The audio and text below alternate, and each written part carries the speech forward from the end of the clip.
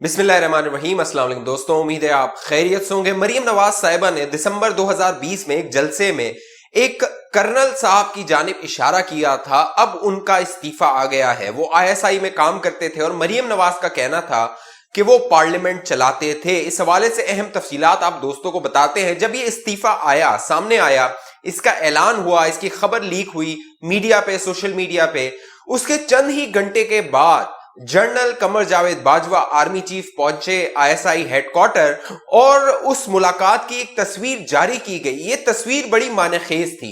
इसके अंदर बहुत से लोगों के लिए पैगाम था। वो क्या पैगाम हो सकता है वो भी आप दोस्तों को बताते हैं।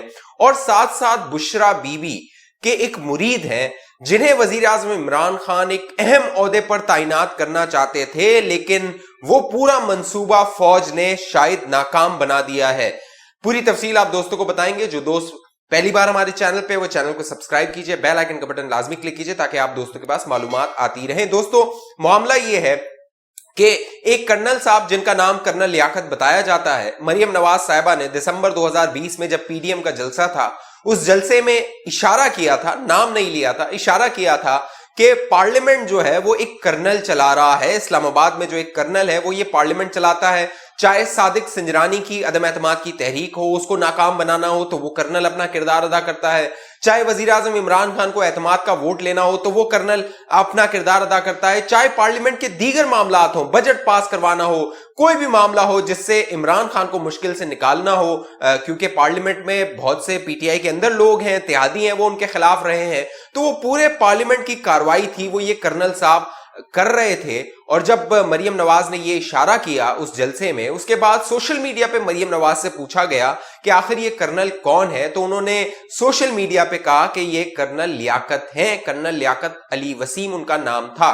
लेकिन अब खबर ये आई, लीक की गई बाकायदा सोशल मीडिया पे। एजाज सैयद साहब बड़े जय्यद, मशहूर और मेहनती साफी हैं, बड़े ऑथेंटिक सोर्स होते हैं उनके। उन्होंने ये इशारे किनारों पे बताया था कि एक कर्नल साहब ने मेडिकल पॉलिटिकल यानी कि तिबई और सियासी वजूहात की बिना पर इस्तीफा दे दिया है। वो मुस्ताफी हो गए हैं, वो रिटायर हो गए हैं। हालांकि कर्नल वसीम साहब जो थे, लियाकत वसीम साहब, वो पहले ही रिटायर हो चुके थे। वो वैसे ही आईएसआई में काम कर रहे थे और ये सारे मामलात वो हैंडल कर रहे थे। उनके बारे में कहा यह जाता है कि चाहे मीडिया को हैंडल करना हो, सहाफियों को हैंडल करना हो, पार्लियामेंट को हैंडल करना हो, सियासतदानों को हैंडल करना हो, उनके बारे में ये खबरें आम है, जबान ज़दे आम है कि मुबैना तौर पे वो जनरल फैज साहब, जो कि अब पिशावर कोर पे उनको तैनात कर दिया गया है फौज की जानिब से, जनरल कमर जावेद बाजवा की जानिब से, उनके बिहाफ पे ये मामलात को देखते थे और वो उनकी टीम का हिस्सा थे। तो अब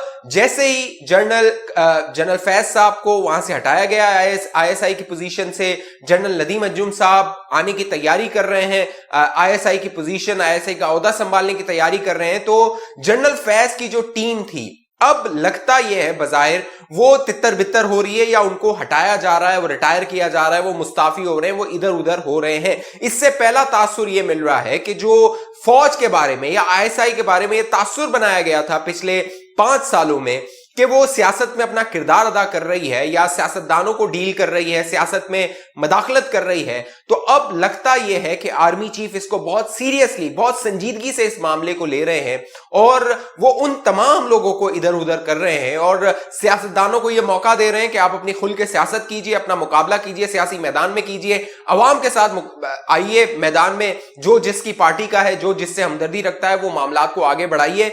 जब ये इस्तीफा सामने आया कर्नल लियाकत का, उसके कुछ ही देर के बाद जनरल कमर जावेद बाजवा पहुंचे आईएसआई हेडक्वार्टर। वहां पर उन्होंने जो जनरल फैज हमीद साहब हैं उनसे मुलाकात की। बाकायदा वो तस्वीर जारी की गई मीडिया को और इस तस्वीर में यह पैगाम था कि जो हकीकी बॉस है आईएसआई का, जो हकीकी बॉस है वो जनरल कमर जावेद बाजवा हैं, आर्मी चीफ है, और आर्मी चीफ ही ये तय करेंगे कि डीजी आईएसआई कौन होगा। वजीर आजम इमरान खान ने बहुत कोशिश की कि वो अपना डीजी आईएसआई लाएं और उसको इस्तेमाल करें सियासतदानों के खिलाफ, अपोजिशन के खिलाफ, नून लीग के खिलाफ, लेकिन अब लगता यह है कि आर्मी चीफ ने यह फैसला किया है कि इस परसेप्शन को, इस तासुर को अब जाइल करना है, खत्म करना है कि फौज का, आईएसआई का इन सियासतदानों से, सियासत से कोई ताल्लुक है। अगर ये हकीकी तौर पे मामला है तो ये बहुत अच्छा फैसला है जनरल कमर जावेद बाजवा साहब का, आर्मी चीफ का, और इसके दूररस नताइज भी नजर आएंगे।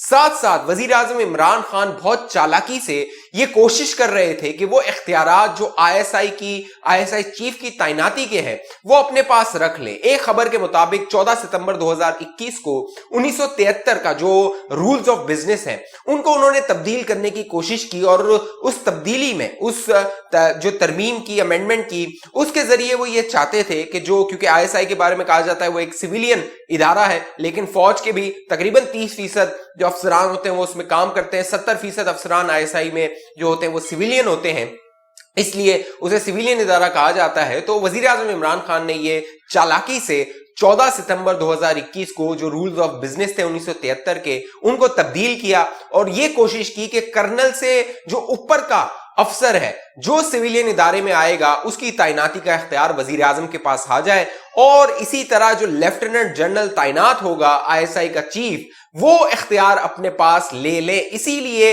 ये पूरी जंग शुरू हुई। 6 अक्टूबर के बाद वजीर आजम इमरान खान ने इनकार किया कि वो जो जनरल फैज है उनको रिलीफ देंगे, जनरल फैज को जाने देंगे, और ये एक रस्साकशी शुरू हो गई, और इसमें साथ साथ रूहानी अमलियात, आदादुश्शुमार का भी अपना हिस्सा था।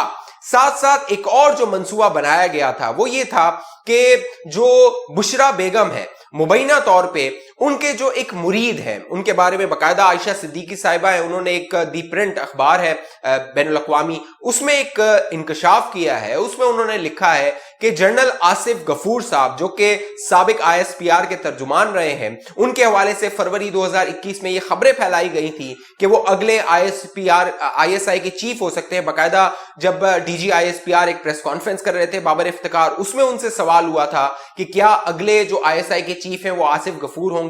उसमें फरवरी 2021 में जनरल बाबर इफ्तिखार ने कहा था कि ये जो आईएसआई की पोजीशन होती है ये 2 साल की मुद्दत के लिए होती है।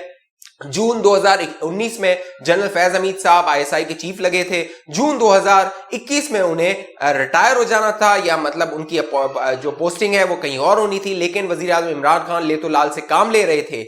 इसी दौरान फरवरी में ये प्रोपेगेंडा किया गया, ये खबरें प्लांट की गई कि अगले आईएसआई के चीफ जो हैं वो आसिफ गफूर हो सकते हैं, जो साबिक आईएसपीआर के तर्जुमान रहे हैं। लेकिन जो उनका जो नंबर है सीनियरिटी लेवल पे वो 24वां नंबर है। आर्मी चीफ ने उससे इनकार किया, लेकिन कहा यह जाता है मुबैना तौर पे कि आसिफ गफूर और उनकी जो वाइफ है, बेगम है, वो जो आयशा सिद्दीका है, उनके मुताबिक वो बुशरा बीबी की मुरीद रही हैं। और वजीर आजम इमरान खान ये चाहते थे, क्योंकि उनके आदादो शुमार में वो जो आसिफ गफूर साहब थे वो पूरे उतर रहे थे उनके नाम वगैरह के हवाले से, तो उन्हें अगला आईएसआई चीफ लगा दिया जाए, ताकि वो ये जो सिलसिला है सियासत में मदाखलत का, सियासतदानों को गिरफ्तार करने का, उनके खिलाफ एक्शन लेने का और अवाम पर महंगाई का तूफान बर्पा करने का, ये सिलसिला जारी रहे। लेकिन जो आर्मी चीफ है उनकी समझबूझ ने, जनरल कमर जावेद बाजवा की दूररस सोच ने इस सारे मंसूबे को नाकाम बना दिया। और अब जनरल कमर जावेद बाजवा ने खुला पैगाम दिया है वजीर आज़म इमरान खान को कि जो तैनाती होगी वो जनरल नदीम अंजुम साहब की होगी। बाकायदा जनरल नदीम अंजुम साहब ने अलविदाई मुलाकातें शुरू कर दी है कोर कमांडर कराची के तौर पे, और अब उन्होंने बिस्तर बांध लिया है, अपना जो बैग है वो पैक कर लिया है, और वो आईएसआई में आने की उन्होंने तैयारी कर ली है। वो अपारा आके बैठेंगे, और अब उम्मीद ये की जा रही है कि अगले जो 2 साल है इस हुकूमत के, ये इदारों का सहारा लिए बगैर, इदारों के ये तासुर दिए बगैर कि इदारे उनके पीछे है, और ये सारी जो नाकामी है उसका मलबा इदारों पे ये डालते रहे।